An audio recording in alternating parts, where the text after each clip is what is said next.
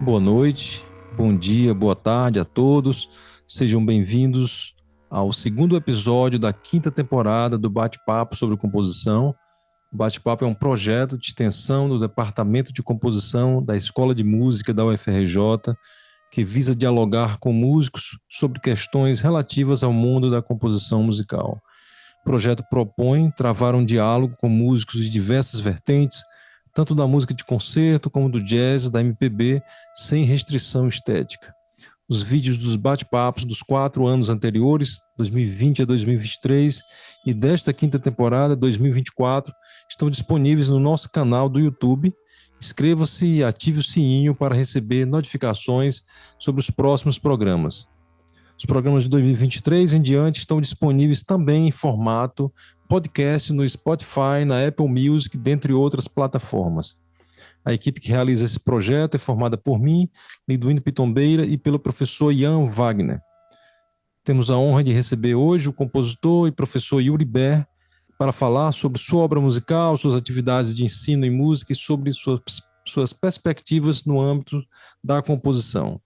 O formato do programa de hoje é um pouco diferente dos anteriores, uma vez que ocorreu de forma presencial na Escola de Música da UFRJ. Nesse encontro, o professor Yuri realizou uma introdução ao pensamento espectral, com a presença de diversos alunos da graduação e pós-graduação. Temos a honra de receber aqui hoje o professor Yuri Ber. Sou eu. Yuri Ber Kimikusa. Vou falar um pouquinho rapidamente sobre Yuri. Compositor e pesquisador na área de criação musical, doutor na área de processo criativo, na área de processo de criação musical pela ECA, Escola de Comunicação e Artes da USP, com a tese Modelização e Pensée Sauvage na Prática Composicional, sob orientação do professor Dr. Silvio Ferraz Melo Filho. Completou um mestrado no curso de Musicologia sobre o Macrocosmos de George Crumb.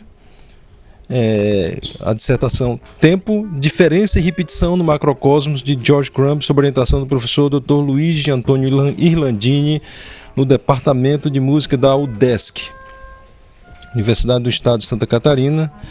Seus interesses de pesquisa incluem também os estudos sobre tempo, processos de criação musical, composição assistida por computador utilizando o Open Music, que a gente vai ver aqui muito exemplo hoje, criação multimídia, live coding, com o Touch Design, Super Collider, um programa super facílimo, né? Sonic Pi, e estudos de música popular em suas interfaces com a música de concerto. É membro e pesquisador do grupo Musimidi, no qual dedica-se ao estudo de semiótica e da música popular dos anos de 1970. Membro da Associação Brasileira de Cognição Musical, sua experiência em pesquisa inclui a participação e apresentação de seus artigos nos principais congressos brasileiros. Atualmente desenvolve uma pesquisa de pós-doutorado sobre análise e criação de texturas através de síntese e processamento de áudio em modulação de anel com suporte financeiro do CNPq. Vou acrescentar que é membro do Circuito Novo, um grupo de compositores do qual eu faço parte também. Se você puder falar rapidamente, em torno de 600 segundos aí sobre o seu background, professores e... Claro, muita satisfação estar de volta aqui na UFRJ para falar com vocês aí um pouquinho desse pensamento musical, né? Porque tá lá, né? Música espectral. Música espectral. O que será música espectral? Né? Uma técnica, um estilo, né? Aí os caras assim, eles dizem assim, todos concordam que espectralismo não é um sistema composicional. Então, quer dizer, todos os compositores ditos espectralistas concordam em dizer que espectralismo não é um sistema composicional. Então eu vou partir daí para falar um pouco, como o professor Liduíno pediu, para falar um pouquinho do meu background, assim, né? Então, quando eu comecei a estudar música na juventude, como todo mundo, né? E assim, o mundo daquela época, que era o mundo dos anos 80, era um mundo muito diferente dos dias de hoje, né? A gente tinha muita dificuldade de ter material, né? Ter livros, esse tipo de coisa, né? Mas ao mesmo tempo a gente tinha uns professores muito ligados, assim, que vinham quase de primeira fonte, assim, desses lugares, né? E um desses caras foi o professor Conrado Silva, né? O professor Conrado Silva foi um dos pioneiros na eletroacústica aqui no Brasil, e nos anos 80 ele tinha lá um espaço junto com o pessoal que dava aula de síntese, né? Então ele dava aula de acústica e eletroacústica. Então foi ali que eu comecei a estudar com ele. Aí eu, assim, eu tinha umas ideias assim que eu quero gravar uma mostra sonora e eu quero fazer isso ficar muito devagar. Assim, ele falou: não. Isso aí que você quer fazer não tem recurso aqui no Brasil, né? Isso aí não existe tecnologia aqui atualmente para fazer isso. Já era nos anos 80, né? E, não, aqui não tem tecnologia para isso, não. Não, e eu quero também estudar umas coisas assim do ambiente. Não, então você vai ler Xenax, né? Ele pegou, me recomendou um livro do Xenax, aí eu arrumei uma cópia daquele livro e estudei muito, que era o Music for Mahler, né? Fiquei muito influenciado por aquilo, mas sempre pensando naquele mergulho no som, naquela extensão do som que eu queria, né? Que ele dizia assim que não dava para fazer aquilo.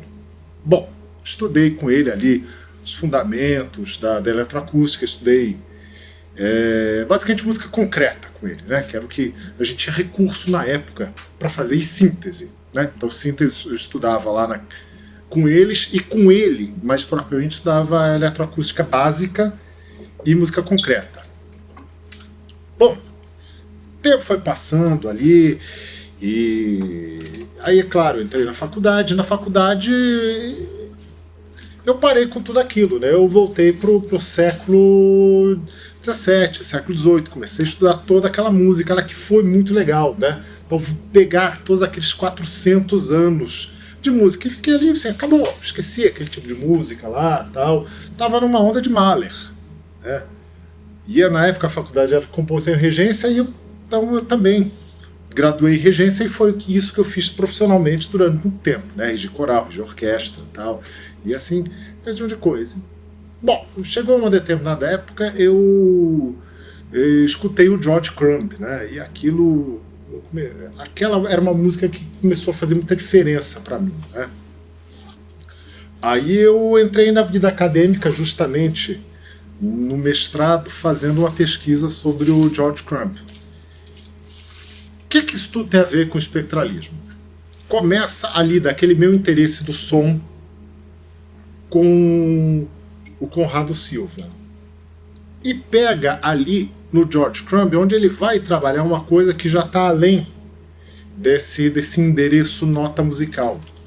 Está fora de um contexto musical que até então eu vinha trabalhando. Que o mundo que eu entendia era o mundo até o serialismo, né? Era o mundo da música até 1950, né? Claro, a gente ouvia ali uma coisa assim, de correntes norte-americanas, tal, mas assim, não tinha muita propriedade daquilo. Eu estudei ali o George Crumb e tal, defendi o meu mestrado, e ali eu já comecei a estudar umas outras coisas que tinha a ver com essa natureza do som. E aí eu fui aluno do professor Silvio Ferraz, né? O Silvio foi aluno do Grisé, né? Que é um dos fundadores do que se chama de espectralismo, né? Então ali tive esse contato mais em primeira mão com o espectralismo. Mas como eu estava dizendo no início, todos eles concordam em dizer: olha, espectralismo não é um sistema de composição. Quem é esse pessoal aqui, né, que disse ter inventado? Eles vão dizer que não, né? Porque é verdade, né? Eles não inventaram nada. Era o Hugues Dufour, se eu não escrevi errado, esse nome é um perigo de escrever errado, né? O Tristan Murail e o Gerard Grisé. Esses três caras aqui são os caras que desenvolveram todo esse negócio aí que a gente chama de espectralismo, né? Isso quando foi? Foi no final dos anos 60 para o início dos anos 70 do século XX, né? É bom falar assim do século XX, né? Porque já está no século XXI, então não é tão óbvio assim que seja do século XX. Bom, mas para os anos de 1970 e alguma coisa, né? Que eles desenvolveram isso aí. Qual foi a referência que eles tinham? Um deles era o Giacinto Scelsi, que era um italiano, que era um compositor, mas não gostava de ser chamado necessariamente de compositor, né? Ele era um cara que não tinha por profissão, ele era um nobre italiano, né? Então ele não vivia da coisa da composição, ele tinha uma relação diferente com o que era fazer música, né? Ele era um cara assim, muito peculiar, não se deixava fotografar, tinha toda uma mística em torno dele. E a música dele, às vezes ele tinha músicas de uma nota, de uma única nota, né? Que era uma imersão total no som. E os caras, tanto os três, né? Mas principalmente o Tristan Murray e o Grisé, eles ganharam um negócio que chamava Prix de Rome. Prix de Rome era um concurso que tinha no Conservatório de Paris, que os vencedores ganhavam 3 meses de estadia em Roma para compor, né? Por que em Roma? Porque era um lugar mais quente, é um lugar mais agradável, né? Assim, contrariando o Gilberto Mendes, um compositor brasileiro. Gilberto Mendes dizia assim: olha, o negócio é o seguinte, tem que morar em lugar feio, porque morar em lugar bonito não presta, né? Compositor não pode viver em lugar bonito, senão não compõe. Mandaram o cara para Roma, que era um lugar bonito, um lugar gostoso, com um clima agradável, e os caras realmente compuseram música lá, mas eles conheceram esse Giacinto Scelsi. E eles formaram depois um grupo chamado Lantineher. Também espero que tenha esse acento. Acento em francês é um problema. Então, a gente nunca sabe se essa palavra tem ou não tem acento. Um francês vai dizer, não, óbvio, ele tem ou não tem, você que não sabe. É a gente que não sabe, né? Mas, e esse grupo tocava músicas do Scelsi e tocava músicas também do Crumb. Aquele cara lá que eu falei que eu estudei no mestrado, né? O George Crumb. Muito bem, então essa visão aí dos caras que pegavam uma música que tinha por interesse o som e não sua representação, isso é um negócio interessante que a gente vai dizer agora, né? É o que dá origem ao que eles chamam de pensamento espectral ou atitude. Então você vai ver isso em 2 textos clássicos sobre o espectralismo, né? Você vai ver isso num texto do Dufour, que é A Música Espectral, de 1984, né? E em vários textos do Tristan Murray, né? Ele fala isso em mais de um texto, né? O Dufour, ele ficou conhecido nesse texto, né? Que é assim, a música espectral. Porque o Dufour, os 3 são compositores, mas o Dufour é o que vai mais escrever sobre teoria, sobre um pensamento filosófico do espectralismo, né? Muito bem. Então, o tal do espectralismo, ele surge, isso eles dizem, isso o Tristan Murray vai dizer, em oposição ao serialismo. Eles não queriam mais esse tipo de pensamento que fosse muito ligado à estrutura serial, que era o pensamento dominante pós-Segunda Guerra, que era justamente aquele que eu havia estudado, aquele que eu sabia, né? Então, isso tudo aqui, eu tinha uma ideia do que eu queria fazer, mas me foi dito que não tinha ferramentas para eu fazer aquilo. Embora depois eu vou descobrir que não precisava, porque era um pensamento, era uma atitude espectral, não precisava necessariamente ter aqueles dados, ter aquelas ferramentas, né? Aquilo é lógico. Quando Conrado dizia isso, ele dizia que você não dá para fazer isso que você quer fazer, né? Que hoje dá, e depois eu fui ver que nem era tanta coisa assim, né? Era uma ideia que eu tinha, mas entre a ideia e uma música tem uma diferença muito grande, né? Então, isso aqui é a origem do que se chama de espectralismo. Esses caras todos tiveram alunos, tal, né? E em todos os lugares do mundo. Teve brasileiro que estudou junto com esses caras, né? O Almeida Prado foi um brasileiro que foi colega deles na classe do Messiaen. Então tem foto de todos eles, alunos do Messiaen, e o Almeida Prado ali no meio deles, né? Mas, curiosamente, o Almeida Prado não tem nada a ver com o espectralismo, né? Quer dizer, ele tem alguma coisa? Tem, porque ele viveu naquela época, né? Então a música dele tem alguma coisa de espectral, mas não que ele seja um espectralismo, né? Ao mesmo tempo, tem uma corrente espectralista muito forte na Romênia, né? Aí, musicologicamente, é uma questão de se analisar por que houve essa vertente lá. Tem também nos Estados Unidos, né? E os seus alunos, né? Então, por exemplo, no Brasil tem o Silvio Ferraz, que foi aluno. Na Itália tem na Itália tem o Gervasoni. Nos Estados Unidos tem o Cornicello. Na Alemanha tem o Fabien Levy, que na realidade ele é francês, né, mas agora ele está dando aula em Leipzig, né? Então, quer dizer, você tem toda essa galera. Agora, essa coisa, tipo, eu ser espectralista ou não ser espectralista, isso é uma coisa engraçada. Toda vez me chamam para falar de espectralismo, né? Aí eu lembrei do Egberto Gismonti, né? Ele disse assim, você é aquilo que os outros acham que você é. Porque se fosse aquilo que a gente acha que é fácil. Você acha que você é bom e tá tudo bem. Né? Fácil, era fácil. Então, quer dizer... Bom, eu devo ter alguma coisa espectralista, né? Porque se as pessoas acham que eu tenho, né? E não eu acho, né? Então, realmente, eu devo ter. Né? Então, quer dizer... E aí, o que é que eu tenho? São técnicas. É uma atitude espectral. O que é que a gente vai ver aqui?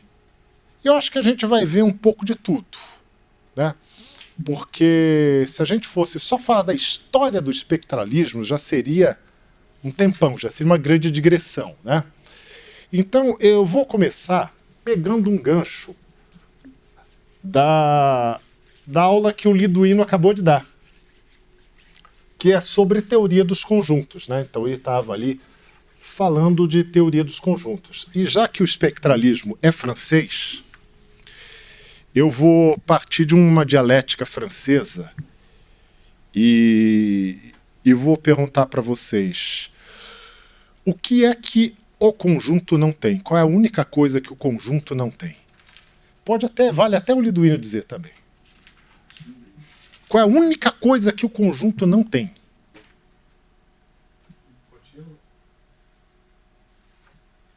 Vamos lá, mais. Assim, talvez é bem básico, isso é bem básico.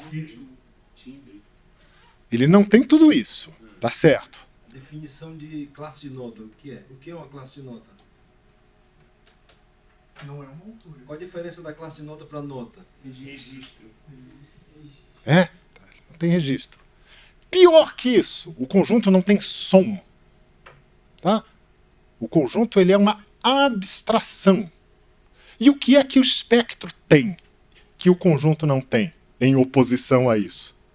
Se o conjunto não tem som, é óbvio que o espectro se preocupa em ser o som. Né? Então, a gente vai partir desse princípio aqui, que trabalhar o espectro é trabalhar o som. Trabalha o som em sua natureza. Né? Então, aí vem a clássica afirmação do... Eu vou ler ao invés de escrever lá, até porque isso aí vocês podem achar, né? Não é assim nenhuma uma novidade. Assim, a grande frase do... A grande frase não, na realidade isso aqui é a grande declaração do Grisé sobre o que ele acha que é o espectro, né? Tem uma coisa muito sarcástica, né? Nele dizer isso. E agora eu não sei onde eu anotei, né? Mas eu vou dizer de cabeça, tá? Depois vocês podem pegar e olhar tintim por tintim. Ele vai dizer assim: nosso modelo é o som. O som, não as artes plásticas. O som, não o teatro. O som, não a filosofia, não a acupuntura, mas o som. Entendeu? E o sarcástico é isso, a acupuntura, né? Ele faz questão de usar a palavra acupuntura. Tá? Então ele está dizendo assim, o nosso modelo é o som. Então, assim, para a composição espectral, para o pensamento espectral, o modelo é o som. E o modelo é uma ideia, uma coisa muito presente, né, na ideia do espectralismo.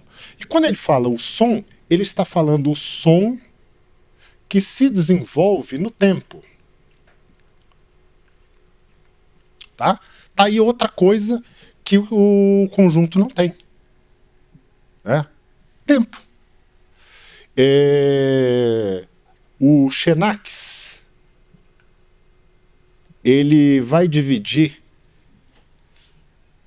o pensamento composicional dele em 3 tipos de elemento, né? Aqueles que são temporais, aqueles que são no tempo. Isso ele criou depois, tá? Essa divisão de temporal e no tempo ele criou depois. No início ele só colocou temporal e fora do tempo. Tá? Por exemplo, o que ele quer dizer com fora do tempo? Ele quer dizer que uma escala é uma coisa fora do tempo. Vocês entendem isso? Que uma escala é uma coisa fora do tempo. Porque a escala é a abstração de um processo de tons e semitons que formam uma dada estrutura. E em cima dessa estrutura você pode escrever uma melodia. A melodia tem tempo. Né? Mas uma escala não, porque uma escala ela existe assim como um conjunto, ela existe como uma abstração. Baseada nela, você pode escrever. Então, assim, o conjunto, a escala, a matemática trabalha todo fora do tempo. Mas a música trabalha no tempo. E o espectro trabalha no tempo. Claro, para você poder analisar, você tem que tirar ele fora do tempo. Né? Daí é outro problema. Aí é que a gente vai chegar. Então vamos fazer a seguinte coisa. Vamos começar a olhar o que é, na realidade, esse espectro. Se não der também, a gente dá um outro jeito aqui. Opa, foi. Foi. Mexe. Tá? Então, olha aqui. A gente tem, por exemplo,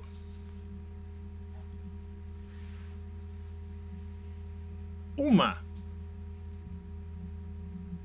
onda senoide, um som muito simples. Tá? O que vocês estão ouvindo é uma única nota. E o que vocês estão vendo representado aqui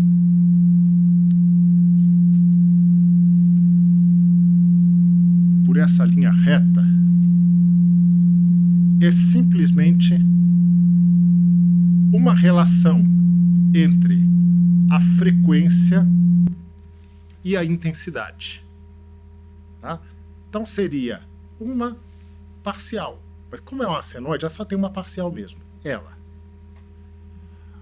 Agora, se a gente observa isso aqui, é a mesma nota, mas a gente está vendo uma outra representação dela. Essa outra representação que a gente vê é a forma da onda. Isso é uma descrição dessa mesma nota, dessa mesma frequência, no domínio do tempo. Então, quando a gente fala 440 Hz por segundo, 440 vibrações por segundo, 261 vibrações por segundo, que é o Dó central. A gente está dizendo que existem 251 ciclos desse dentro de um segundo. Tá? Agora, quando a gente vê aquela linha representada, a gente está mostrando isso aqui. Tá? A gente está mostrando que existe uma frequência de 261, que é um ponto, tá? 0,6 Hz, numa amplitude de 0,3. 0,3 o quê? 0,3 em relação a 1, considerando que 1 seja 0 dB.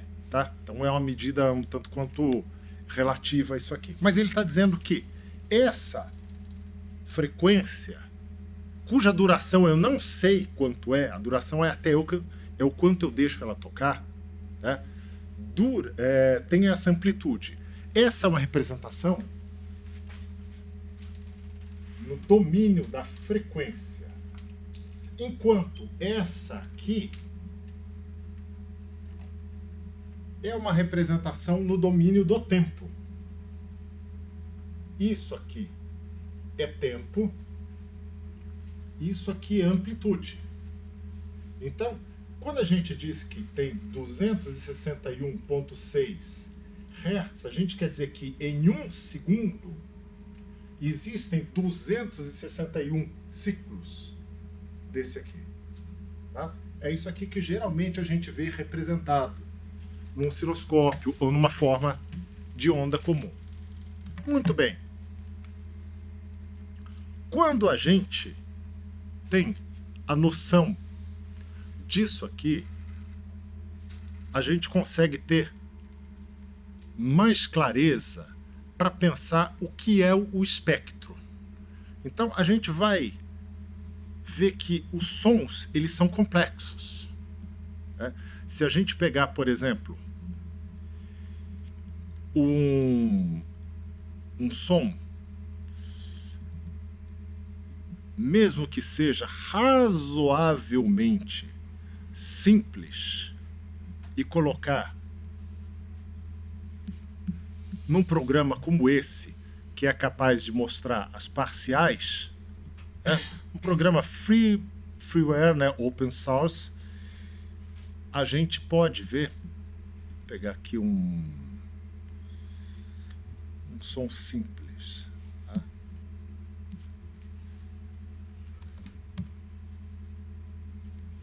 A gente pode ver que isso aqui é frequência. Isso aqui é tempo. Aqui, a representação dele de amplitude é mais claro ou mais escuro. A outra representação possível seria fazer um eixo tridimensional.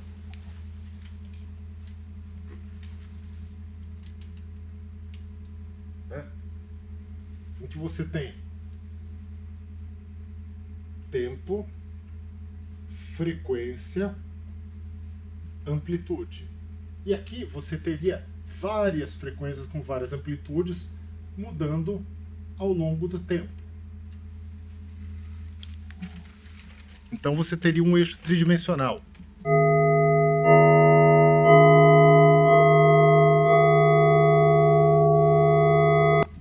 Tá? Então olha aqui, a gente pode ver como, à medida que ficou mais... vão entrando outras parciais.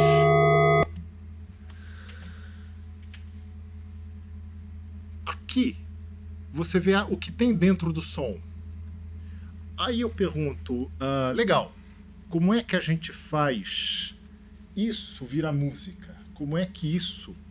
Só para o que a gente está fazendo é uma visão geral. Eu podia vir aqui e propor uma análise de uma peça de um compositor, mas aí exigiria a gente ia focar num negócio desse tamanho, exigiria a gente pegar e ir a fundo num conhecimento, né?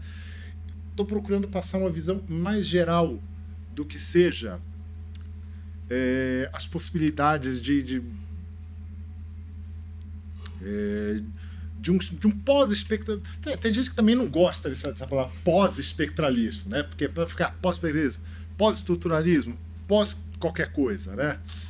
Mas, assim, do que já é... Pô, gente, tem 50 anos o espectralismo, né? Então, 1974. Vamos pegar uma... Ó, 1975 foi quando o Griset escreveu Partiel. Né? Então, quer dizer, tem quase 50 anos. Não é nenhuma novidade isso aqui mais. Né? Então, eu acho que a gente pode se apropriar muito tranquilamente disso aí e discutir, né? Até que ponto isso vai na técnica, até que ponto isso é uma linguagem. Mas o fato é que tem uma ideia composicional aí por trás. Né? A gente pode pegar e criar um espectro do zero. As alturas são essas aqui.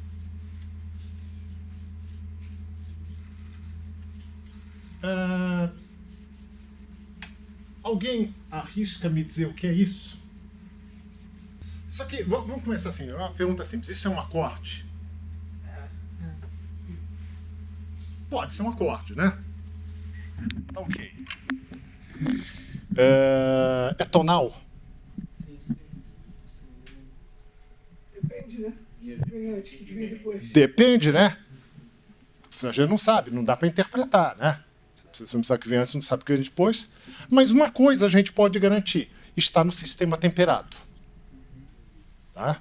Então isso aqui a gente pode garantir.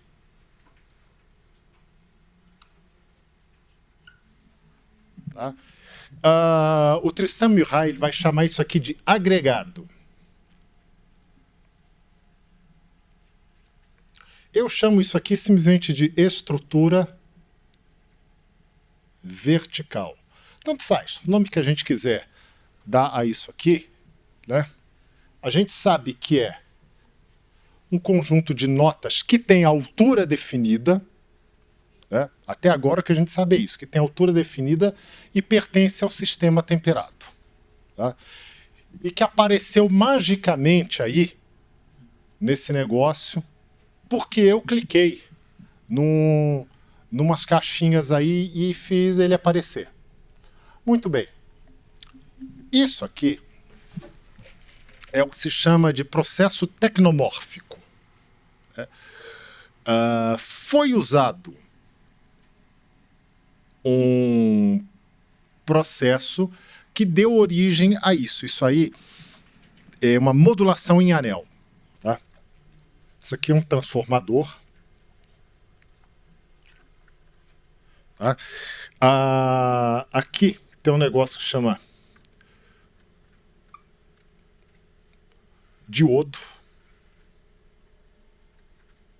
Então ele tem uma ponte de diodo. Cuidado, não é uma ponte retificadora. Parece uma ponte retificadora, mas não é uma ponte retificadora. É porque os diodos aqui eles estão ligados todos em sequência. Tá? Isso aqui tem esse formato de anel. Por isso vai ser dado o nome de modulação em anel. Tá? Aqui vai ser a saída. E aqui... Tá? Eu não vou fazer as ligações aqui, porque vai ficar muito puxado de coisa aqui. Depois vocês podem procurar isso aqui. Tá? Então, aqui a gente tem... Aliás, é o contrário. Tá? Aqui é o carrier e aqui é o modulator. Embora, tecnicamente, não vai fazer muita diferença. Tá? O que acontece? Isso aqui, a gente já estudou que a onda tem fases, né? Tem uma fase positiva e uma fase negativa. Então, cada um desses diodos aqui, ele vai cortar uma das fases e vai deixar passar só a parte de baixo. O outro vai deixar passar só a parte de cima. O que vai acontecer? Ele vai misturar uma fase dessa entrada aqui com outra fase dessa aqui. Então, se você tiver um sinal assim aqui e um sinal assim aqui, ele vai ficar assim, ó. No domínio do tempo. Lembra? No domínio do tempo. Mas tem um negócio que chama domínio da frequência, Então a gente vai ter aqui, ó, frequência do carrier e frequência do modulador. Existe um fenômeno, se chama espalhamento de banda, tá? Então, vai nascer aqui outra frequência e aqui vai nascer outra frequência, tá? No domínio da frequência. Isso aqui é igual à frequência do carrier mais a frequência do modulador.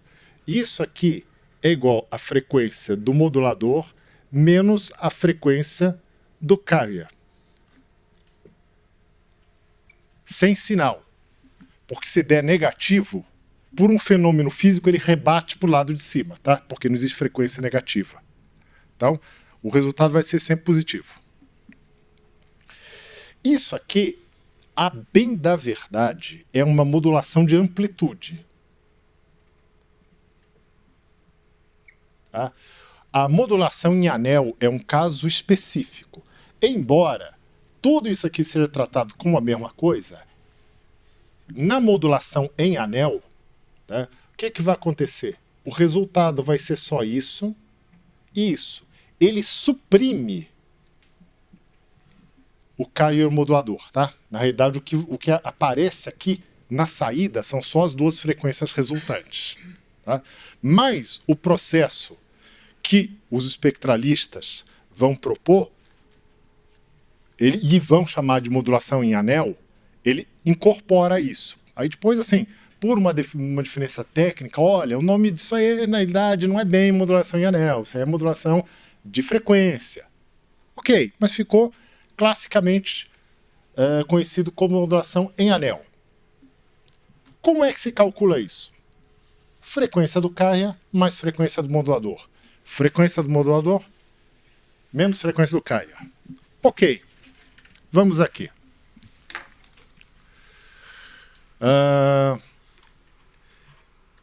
MIDI-Sent para F. Conversor de MIDI para frequência. Ah, mas você não vai fazer a conversão, não vai usar logaritmo, raiz 12? Eu não. O Liduino quis assustar, eu não vou fazer isso não, porque eu não tenho conhecimento nem saco para fazer isso, né? Então, eu vou encurtar o caminho e vou deixar. Mas se vocês quiserem fazer, estejam à vontade. Ou se quiserem pegar uma tabela mídia aí e ver quanto equivalem essas notas em termos de frequência, pode fazer também, para conferir aí se está certo. Às vezes a conta está errada, né? Agora, se quiser confiar na conta, pode confiar também. Então aqui, deixa eu acabar de olhar. Pronto. Ele deu para nós os seguintes valores. 329,6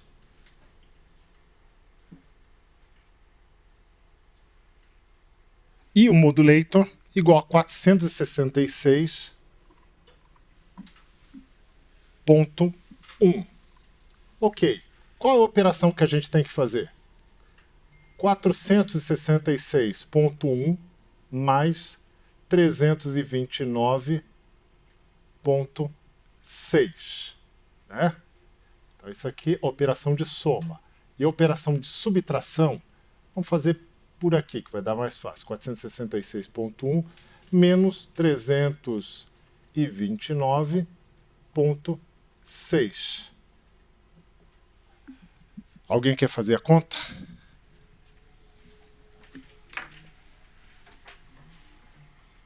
Vamos montar aqui nele. OM mais... Tá? Então tá aqui, ó.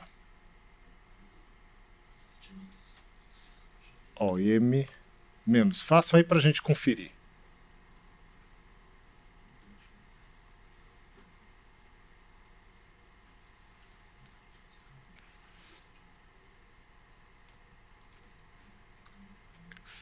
Append.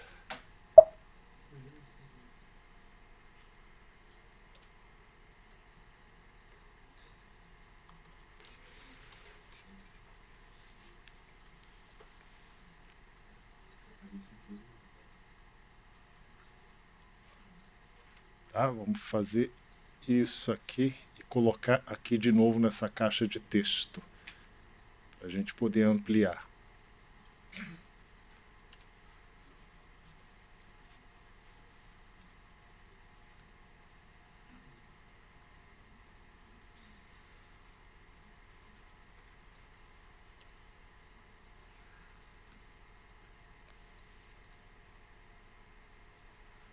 Vamos colocar aqui e ver que ele deu. O resultado foi, vamos tirar o sinal, 795.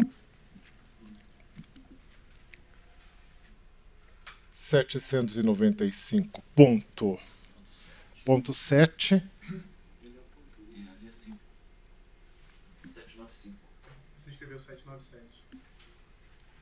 Às 795 e 136.5. Tá? Agora vamos ver a que notas isso aí corresponde. Tá? F, MC.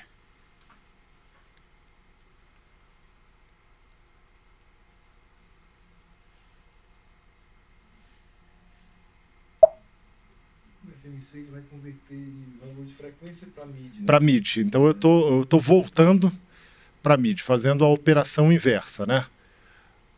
Por quê? Porque esse tipo de caixinha aqui gosta mais disso, mas daria para colocar também em inversão. Só coloca assim para ficar mais fácil, mas na realidade até daria, tá? Pra gente. Então, que notas deu? Deu o Dó sustenido e o Sol.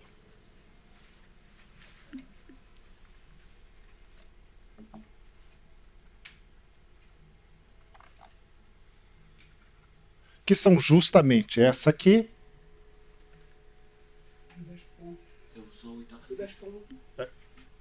e o Sol. E esses aqui são o nosso Kaya e o nosso modulador, que a gente já tinha visto antes, né? Que a gente converteu, lembra de nota MIDI às originais lá? Vou colocar até aqui para a gente exemplificar.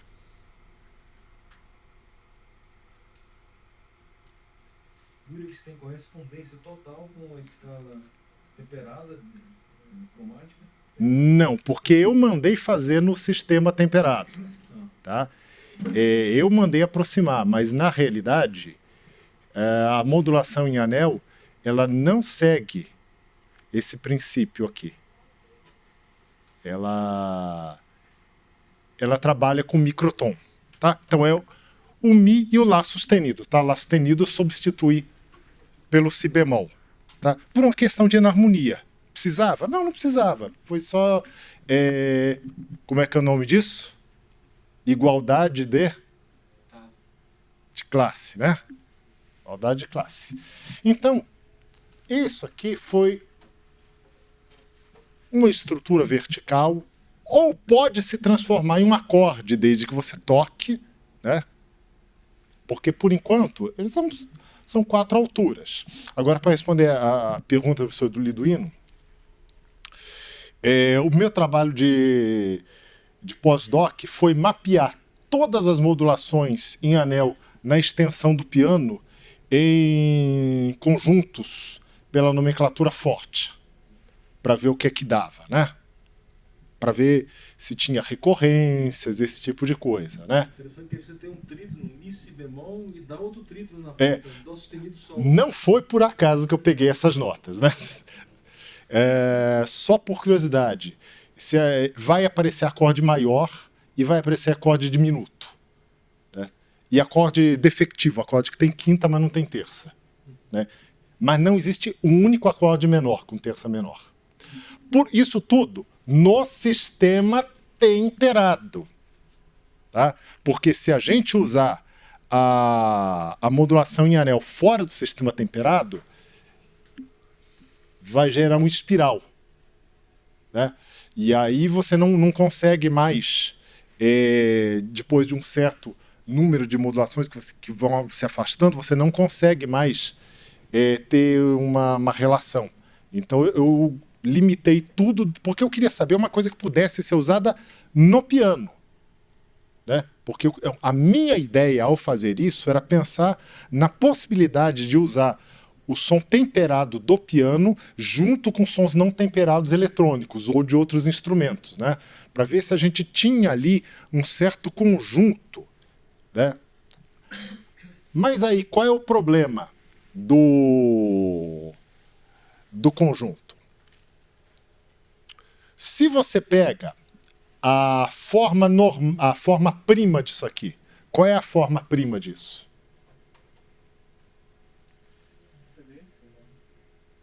Quer fazer? E tu fez combinação de 2 em 2, né? Sempre um carry e um modulator. Sempre um carry e um modulator. Então, por que você não fez só de 1/8, já que a classe tem equivalência de 1/8? Não, porque eu não pensei em conjunto, tá? Isso aí não é conjunto. Agora eu que estou reduzindo para conjunto.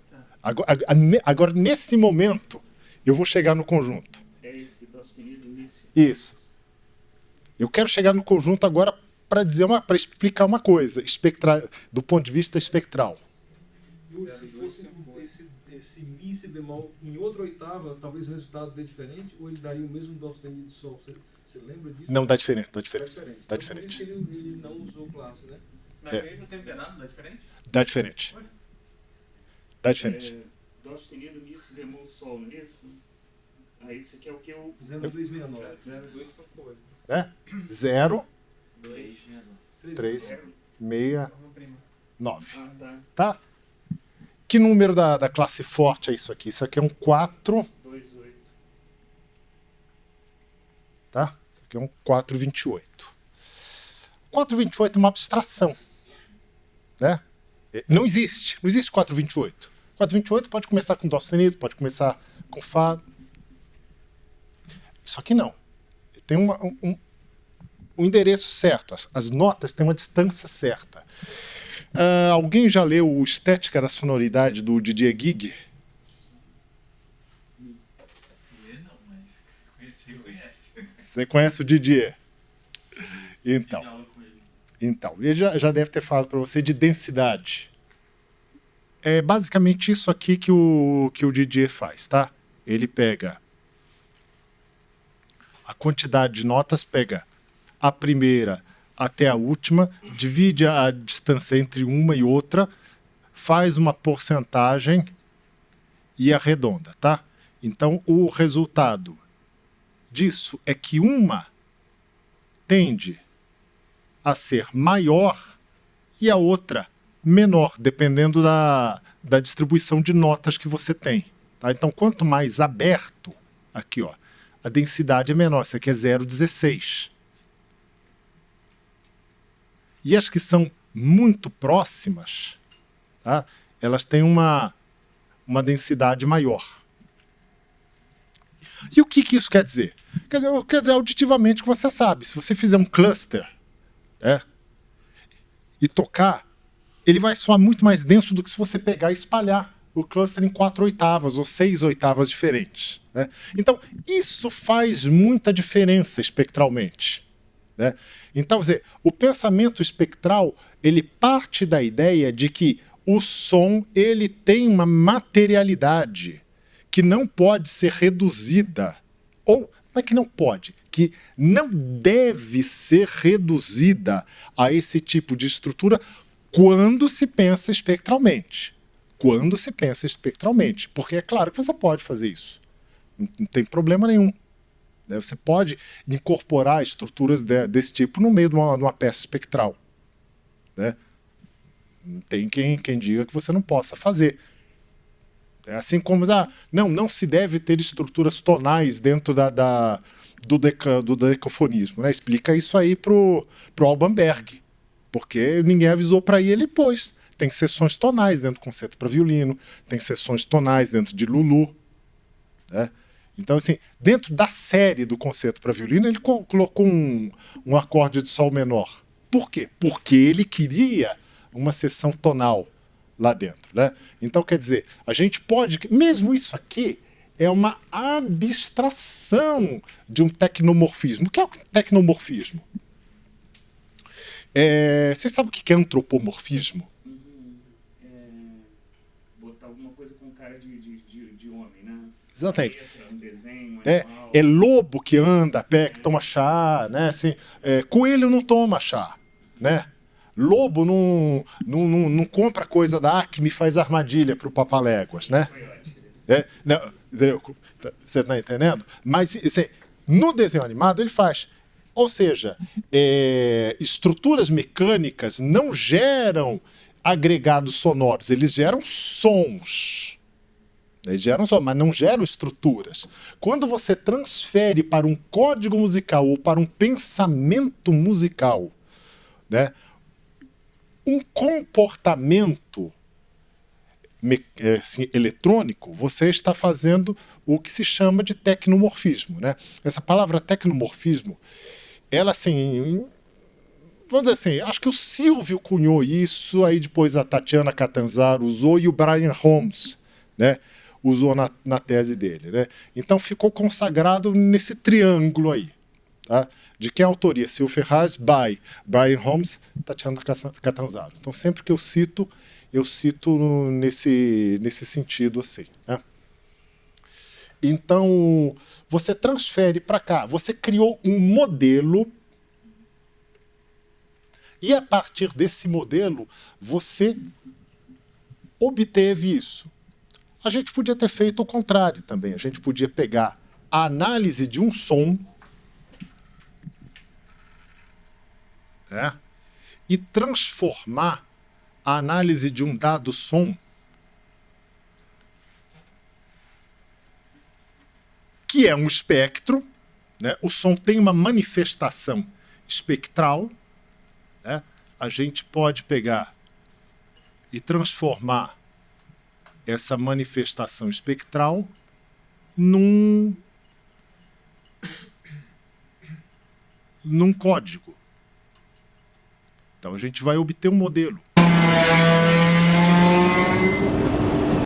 Tá? Olha esse som.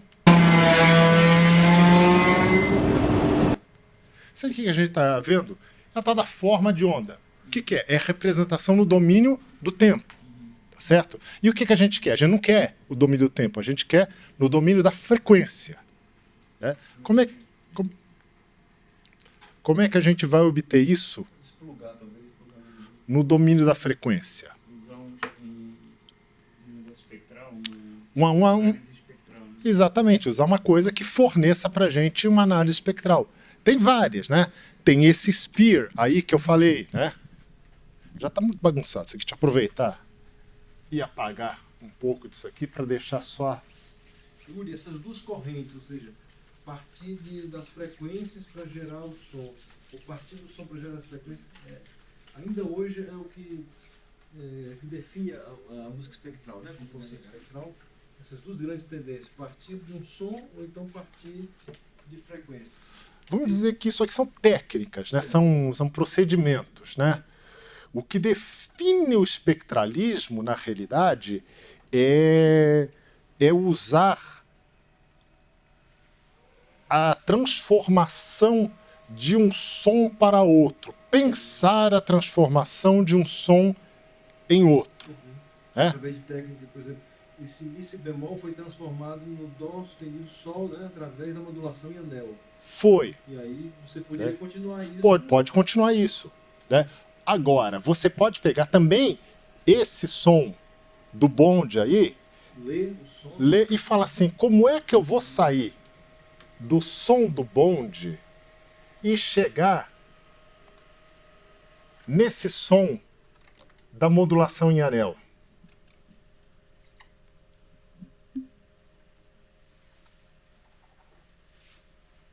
Como é que eu vou sair daquele som do bonde que deve ter? Compor isso, né? Exatamente, que ele tem também ali. Um monte de frequência. Eu já vou dar uma adiantada, né? Como é que eu botei um negócio aqui, né? Si bemol e Mi sol, né? Era basicamente isso aqui, tá? Que vai acontecer. Como é que eu vou sair disso aqui e vou chegar nisso aqui? Porque lembra que o espectralismo está interessado numa transformação no tempo. Né? Existem... Aí os caras vão falar, bom, como é que a gente vai fazer isso? Essa transformação do som no tempo. Por exemplo, está aqui o tal do bonde. Olha quanta sujeira tem aqui, né? Tá vendo? Quase tudo isso aqui é transiente, é ruído, né? Artefatos que foram criados, né? Eu, para encurtar, fazer isso...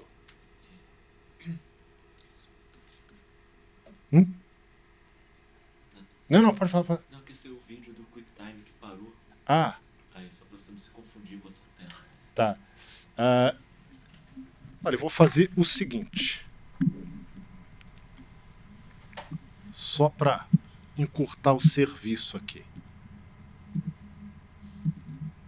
Esse programa, como é que se chama? Spear. Spear. É gratuito, né? Gratuitão. Funciona que é uma beleza.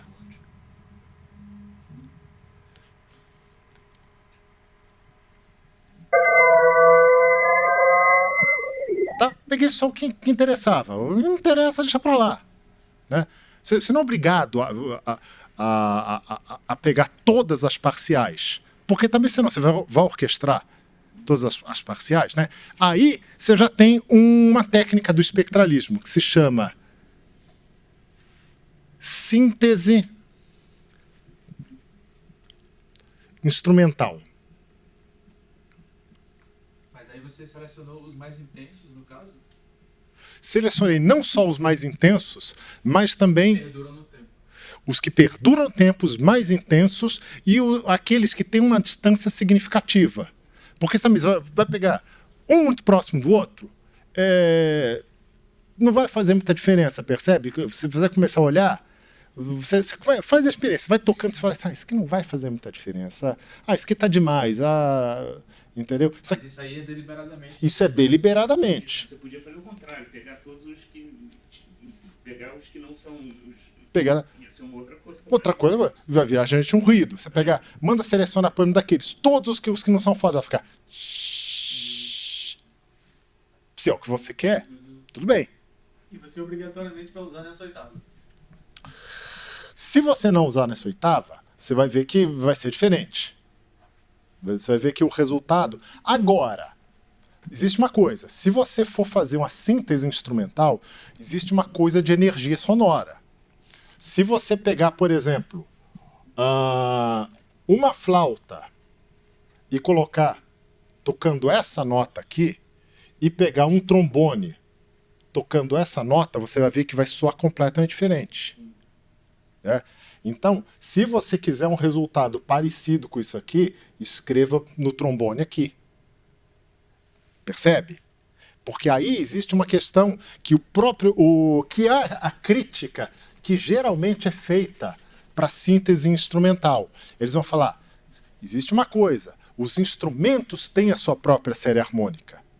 Né? Então, quando você pega um instrumento, ele vai pegar, por exemplo, um clarinete. Um clarinete, geralmente, a grosso modo, disse que ele só tem as frequências pares.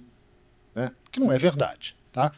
Mas, se você pegar o registro médio do clarinete, é verdade. Porque todas as outras frequências estão muito pouquinho. Né? Mas, à medida que o clarinete vai indo para o agudo, ele começa a ter uma distribuição mais igual de frequência. Né? Mas isso é assunto para instrumentação e orquestração. E aí você vê que os instrumentos de sopro, de metal, eles se condensam mais em torno da fundamental. Por isso que o Tristan Murail, quando escreve Gondwana, ele vai falar, eu orquestrei esse espectro, ele parte de um espectro FM. Né? A gente que está usando... Por que a gente está usando RM? Porque é mais fácil calcular, tá? Então, assim, eu quis dar esse exemplo e mostrar como faz o cálculo e tal, porque é muito simples, soma e subtrai. Se for no caso do FM, é mais complicado, né? Porque tem função de Bessel e tal. Embora muita gente calcule o FM assim. Mas 1 mais 2 vezes, mais 3 vezes, e etc. Entendeu? Então ele vai pegando cada parcial e multiplicando por 2, por 3 e somando. Soma o resultado da fundamental com a parcial vezes 2 e assim por diante. Eu pensei que a modulação em FM em anel fosse a mesma coisa. Não, é bem diferente, bem diferente. A modulação em anel, ela vai dar só isso aqui. A modulação em FM, ela vai dar isso aqui. Tá? E ali vai ter um problema de índice de modulação, porque ela é bem mais complexa. Ela depende de outras coisas, de índice de modulação. Exatamente. Né? Isso aí é uma coisa que foi muito usada para síntese, né, pelo John Chowney, né? E pelo Risset. Yuri, só uma pergunta que a gente já está esgotando o nosso tempo aqui. Aquelas 6 linhas ali que são frequências, se eu pegar 6 flautas e tocar com essa pequena variação dinâmica que tem ali no tempo, ela teoricamente daria esse som que você fez, né? Uma senoide, que é uma flauta, mais ou menos assim, né? Teoricamente, sim. Por exemplo, olha o que eu fiz aqui. Eu peguei, coloquei aqui uma transcrição em piano do que a gente poderia... Aqui tem zoom, não tem? Aqui, usuários de Finale. Como é que a gente dá um zoom? Control mais, ou Command mais. Command mais. Você tá só com uma mão aí, né? Acho que dá para... Command mais. É que o meu teclado Você entende? Para pagar mais barato, eu comprei no lugar que fosse mais barato. Mas assim tem como dar... Ah, não, vamos fazer assim, olha. Pronto, basta fazer isso. Tá? Olha isso aqui.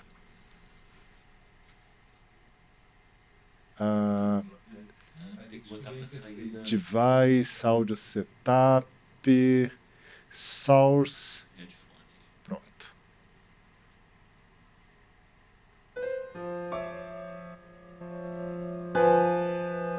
Tá? Olha isso aqui.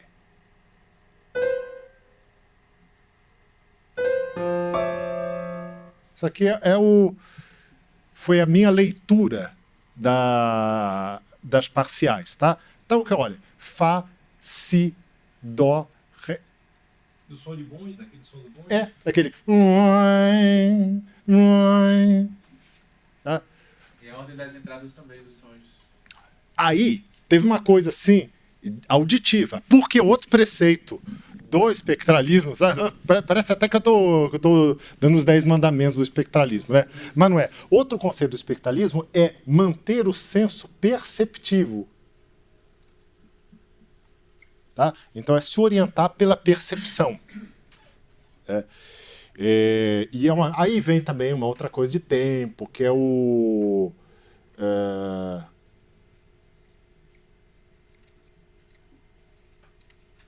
que o Grisey vai chamar de Chair du Temps, né, a carne do tempo, né, porque ele vai dizer que o tempo ele tem a pele, a carne e o esqueleto do tempo, né, e onde geralmente o compositor trabalha é aqui.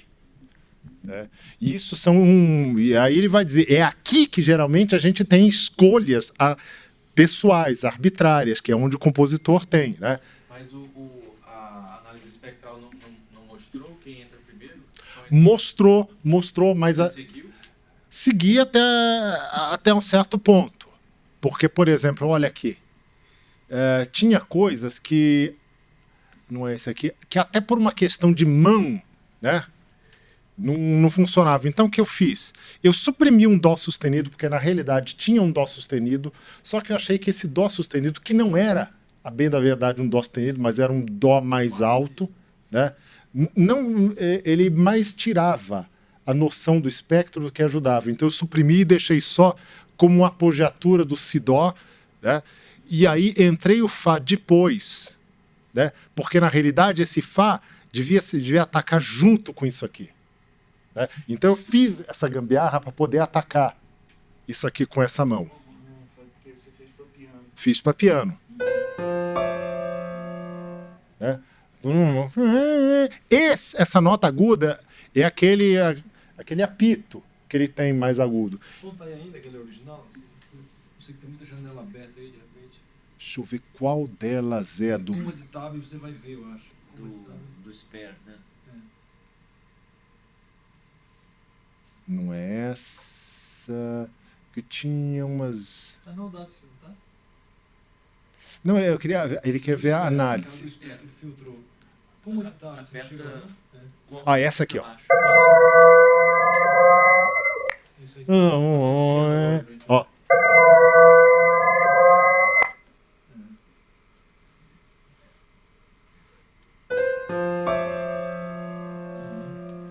Né?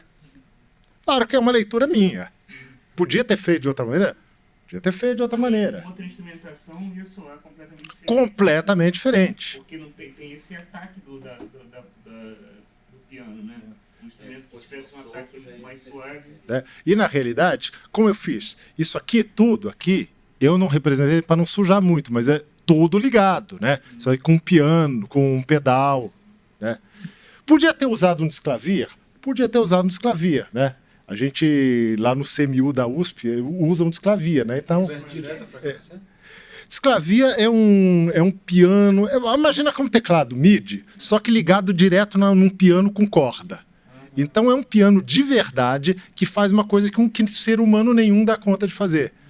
Entendeu? Ele toca coisas que precisaria de 10... É uma pianola Os moderna. martelos mecânicos. É uma pianola de salão do século XXI, do século XX, né? Então a gente usa para fazer essas coisas aí, né? Júlio, se quiser fazer um rap aí, a gente vai ter que... Por antes que a gente venha o toque de recolher, né? Isso. Então, assim, eu queria... a gente chegou aqui em leitura do espectro, criação de um novo espectro, né? E transcrição para um instrumento. O que ficou devendo? Ficou devendo aqui a gente falar das técnicas de passagem de um som para o outro, né? Por exemplo, se a gente quisesse pegar uma série de espectros igual esse aqui,